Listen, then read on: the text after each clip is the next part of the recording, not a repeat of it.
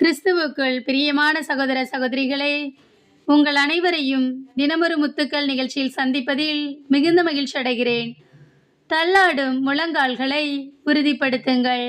எபிரேயர் 12ஆம் அதிகாரம் 12ஆம் வசனம்.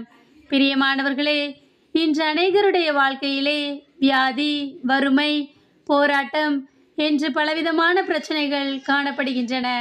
இந்த பிரச்சனைகளை கண்டு நாம் சோர்ந்து போகக்கூடாது. மாறாக இறைவனின் கரத்தை உறுதியாய் பற்றி கொண்டு ஜெபிக்க வேண்டும். ஆனால் நாமோ தேவைக்காய் இறைவனை தேடுபவர்களாய் மட்டுமே இருக்கிறோம். அவ்வாறில்லாமல் தளர்ந்து போன உங்கள் கைகளை திடப்படுத்துங்கள். தள்ளாடும் உங்கள் முழங்கால்களை உறுதிப்படுத்துங்கள். வேதத்தில் நாம் அன்னாளை குறித்து அறிவோம். பிள்ளை இல்லாத காரணத்தினால் அவள் மற்றவர்களால் நிந்திக்கப்பட்டாள்.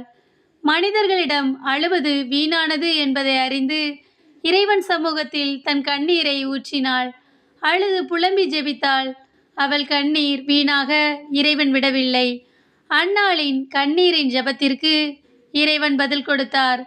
இன்று நாமும் பிரச்சனைகளை கண்டு பயந்து ஓடாமல் அன்னாளை போன்று இறை சமூகத்தில் நம் கண்ணீரை ஊற்றுவோம்.